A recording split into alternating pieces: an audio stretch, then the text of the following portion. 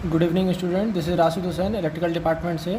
Student आज जो है हमारा टॉपिक है कि estimation and costing of power wiring. आज जो है हम लोग पावर वायरिंग के बारे में पढ़ेंगे कि किस मटेरियल की ज़रूरत पड़ेगी हमें पावर वायरिंग करने के लिए, और यह कहाँ पर इस्तेमाल होता है और किस किस जगह पे जो है इसका यूटिलाइज करेंगे। तो चलिए शुरू करते हैं। पावर वायरिंग में स्टूडेंट्स ये देखा गया है कि जितने भी इक्विपमेंट्स होते हैं ये हैवी लोडेड होते हैं और 3 फेज़ पे चलाए जाते हैं। तो जब 3 फेज़ पे चलाए जाते हैं तो हमारा जो कंज्यूमर होगा वो सप्लाई पावर हाउस से 3 फेज़ की कनेक्शन लेगा, जिसमें कि आर वाई बी तीनों कनेक्शन हमारे आएंगे टर्मिनल बॉक्स तक, और मीटर एनर्जी मीटर जो लगा होगा वो 3 फेज़ का होगा। स्टूडेंट, ये पावर वायरिंग जो है ये हमारे सेकेंड ईयर और थर्ड ईयर दोनों में कॉमन जो है इस सेमेस्टर में हो गया है। तो यानी कहने का मतलब ये है कि 4th सेमेस्टर और 6th सेमेस्टर में power wiring estimation and casting जो है ये कॉमन चैप्टर है। यह इस साल जो है सेकेंड ईयर में भी जोड़ा जा चुका है, तो इसलिए जो है सेकेंड ईयर और थर्ड ईयर दोनों के लिए इम्पोर्टेंट होने वाला है ये। तो चलिए आगे हम लोग देखते हैं कि सबसे पहले जो हमारा एनर्जी मीटर होता है या कंज्यूमर जो होता है वो कैसे कैसे किस तरीके से सप्लाई लेता है उसके बारे में ज़रा डिटेल से और ओवरव्यू देख लेते हैं। तो माना जाए कि अगर यहाँ पे पावर हाउस है,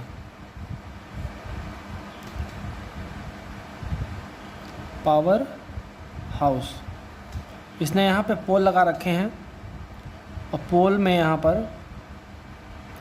ट्रांसमिट किया गया है आर वाई बी और न्यूट्रल, ये इतने वायर निकाले गए हैं, इसने यहाँ से भेजा।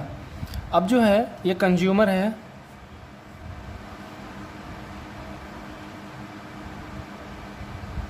ये हमारा कंज्यूमर हो गया। इस कंज्यूमर को डिज़ायर कितना है? 3 phase 4 wire system, 3 phase 4 wire इसको चाहिए।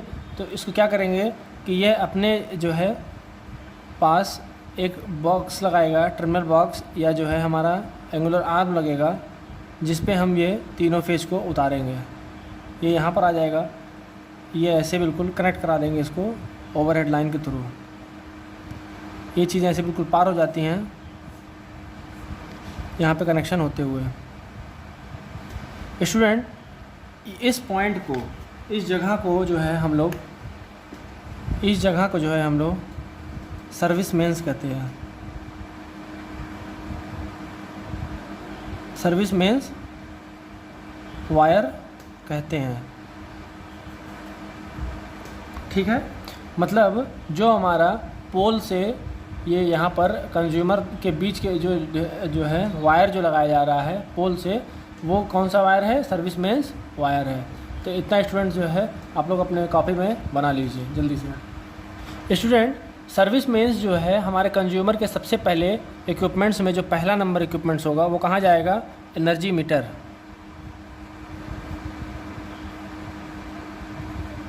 यह एनर्जी मीटर 3 फेज़ 4 वायर के लिए होगा।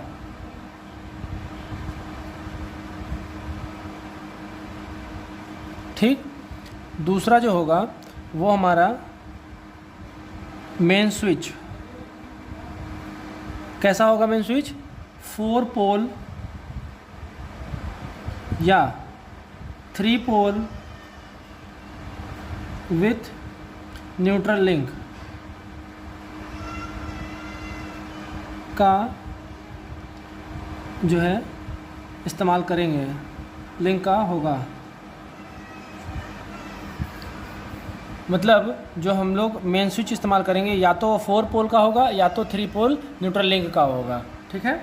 उसके बाद जो है हमारा तीसरा पॉइंट होता है डिस्ट्रीब्यूशन बोर्ड।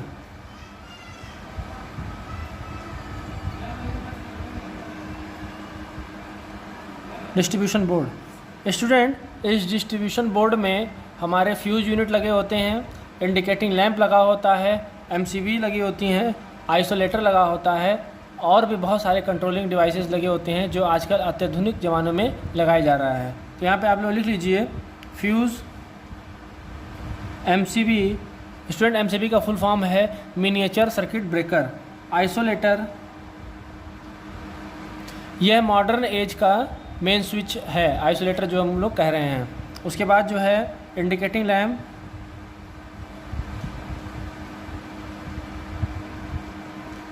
न्यूट्रल लिंक इत्यादि।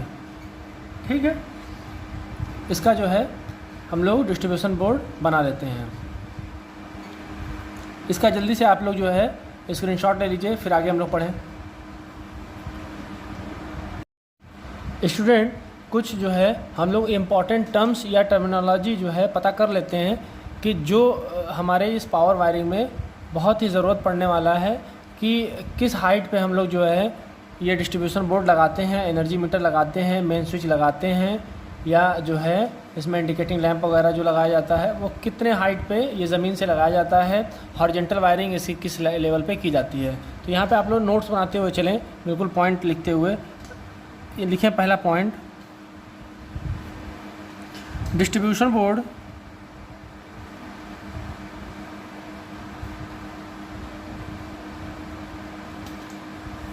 यह है ग्राउंड लेवल से। कैसे? ये मान लिया जाए ये ग्राउंड लेवल है हमारा,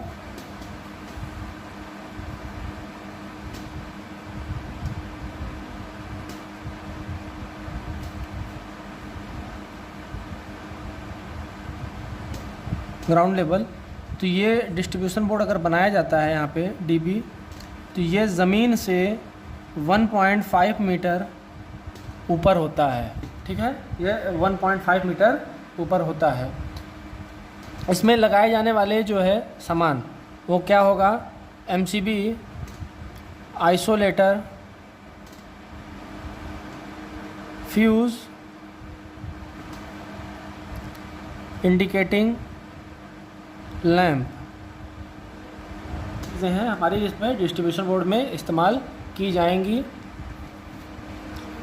उसके बाद आता है स्टूडेंट्स मेन स्विच।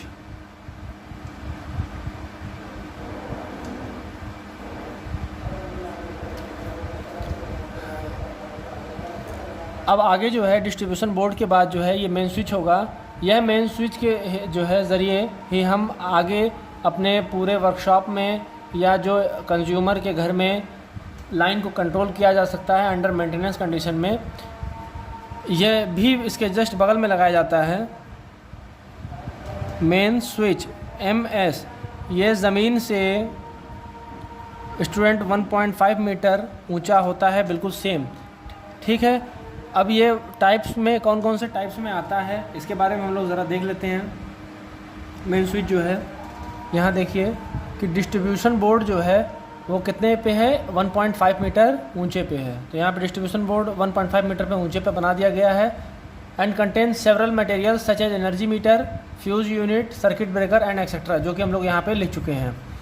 अब बात आती है distribution board should be outside from the working area. Distribution board, ये बोर्ड जो है ये हमारे वर्कशॉप के बाहर होना चाहिए या ऐसी जगह पे होना चाहिए जहाँ पे इन्वायरमेंटल सही हो, हवा आती रहे और हमारी पहुँच में हो वो। ठीक है, अब मेन स्विच के बारे में बात हो रही है। तो main switch fixed at a height of 1.5 metre, जैसा कि यहाँ पे दिखाया गया है, किससे? ग्राउंड लेवल से, and nearer to the operating load. और ये लोड के बिल्कुल नज़दीक होता है।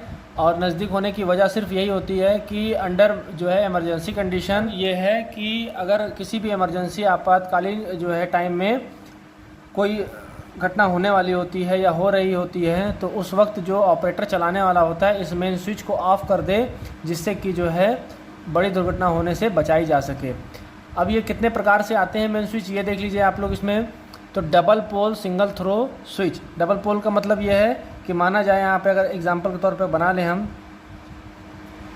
एक यहाँ 2 पोल की बनाई गई है, तो ये 2 पोल की है, इसको एक बार ही ऑन करके हम लोग नीचे करेंगे तभी ये आउटपुट आएगा और एक बार में ऑफ हो जाएगा।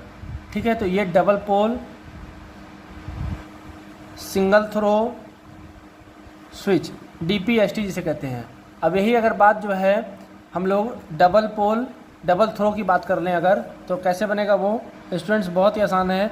ये इनकमिंग तो जो है डबल पोल पे ही होगी हमेशा, ऐसे प्लंजर इसका बना देंगे, लेकिन यहाँ पर और यहाँ पर टच करा देंगे और 2 फ्री पॉइंट्स बनाएंगे, जो कि ये डाउन होने के बाद पहले तो इस कंडीशन में यहाँ पर टच है ये, और दूसरा कंडीशन ये है, इससे आउटपुट हो जाएगा। पहला कंडीशन इससे हो जा रहा है और दूसरा कंडीशन इससे हो रहा है, तो ये डबल पोल डबल थ्रो, एक बार इससे होगा और एक बार ये नीचे आएगा तो इससे कनेक्ट हो जाएगा। देख लीजिए यहाँ पर कैसे नीचे वाले से हो रहा है। अब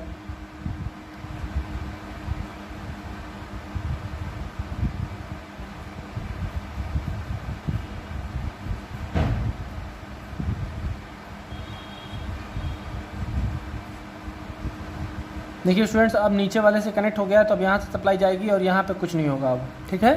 तो ये कौन सा स्विच हो रहा है यहाँ पे, DP DT।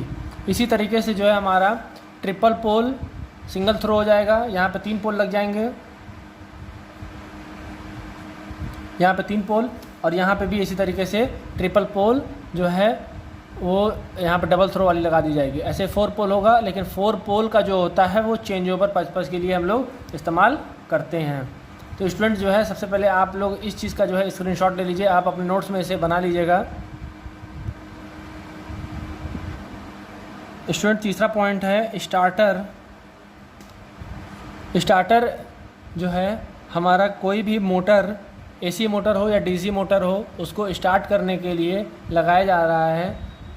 ये स्टार्टर इसलिए हम लोग लगाते हैं कि जिससे मोटर के हम जो है प्रारंभिक करंट को यानी स्टार्टिंग करंट को रोक सकें, लिमिट कर सकें और उसमें होने वाले शॉर्ट सर्किट और over current, under voltage condition में उस मोटर को बचाया जा सके, इसलिए हम लोग स्टार्टर का प्रयोग करते हैं।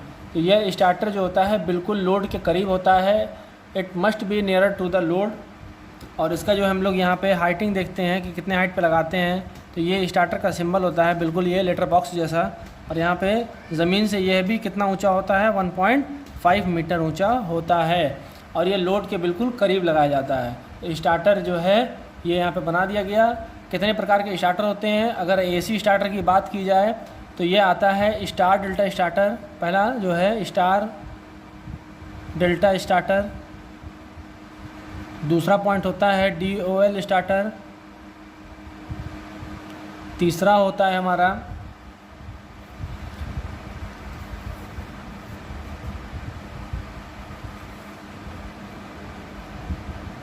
समरसेबल स्टार्टर और फोर्थ वन होता है हमारा मोटर सिंगल फेज स्टार्टर, ठीक है। ये हो गया हमारा। अब उसके बाद बात करते हैं हम लोग DC स्टार्टर के। DC स्टार्टर जो होगा वो पहला कौन सा होगा, 3 पॉइंट और दूसरा होगा 4 पॉइंट। स्टूडेंट्स एक मोस्ट इम्पॉर्टेंट चीज़ देख लेते हैं हम लोग बिल्कुल कि इसमें क्या क्या होता है। अगर इनपुट साइड में इनपुट साइड वायर, जो इनपुट साइड वायर होता है मतलब इनपुट की तरफ से जो वायर होगा वो कितना होगा और आउटपुट की तरफ इसमें से कितना निकलेगा, तो यहाँ पे भी लिख लें आउटपुट वायर। तो स्टार्टर में 3 फेज सप्लाई हम देंगे और 6 तार निकालेंगे, 3 स्टार्ट के और 3 डेल्टा के। ड्यूअल स्टार्टर में 3 इनपुट देते हैं और 3 ही आउटपुट निकालते हैं। समरसेबल में फेज़ और न्यूट्रल सिर्फ सिंगल फेज़ देते हैं, लेकिन आउटपुट में हम यहाँ पे 3 निकालते हैं, एक कॉमन वाइंडिंग के लिए और एक स्टार्टिंग और एक रनिंग वाइंडिंग के लिए, तो 3 हो जाते हैं। सिंगल फेज मोटर के लिए फेज़ न्यूट्रल 2 हो जाते हैं, आउटपुट में भी फेज़ न्यूट्रल 2 हो जाते हैं। ठीक इसी तरीके से यहाँ पे भी अगर हम लोग देख लिया जाए, इनपुट वायर और आउटपुट वायर कितने कितने इस्तेमाल होंगे, तो 3 पॉइंट स्टार्टर में जो है स्टूडेंट्स हमारा 2 होता है और आउटपुट में भी 2 होता है, सेम यहीं पे 2 और 2 होते हैं बिल्कुल। इस चीज़ का जो है आप लोग चार्ट बना लीजिए और स्क्रीनशॉट ले लीजिए।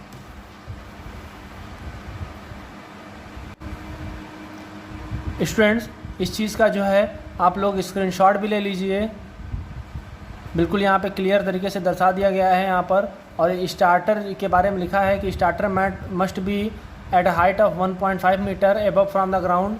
Starter should be near to the load because in emergency condition operator can take commands on machine. मतलब ये है कि स्टार्टर इसलिए जो है मशीन के करीब लगाया जाता है कि जिससे कि इमरजेंसी कंडीशन में ये ऑटोमेटिक ट्रिप हो जाए या ऑपरेटर द्वारा इसको ट्रिप करा दिया जाए।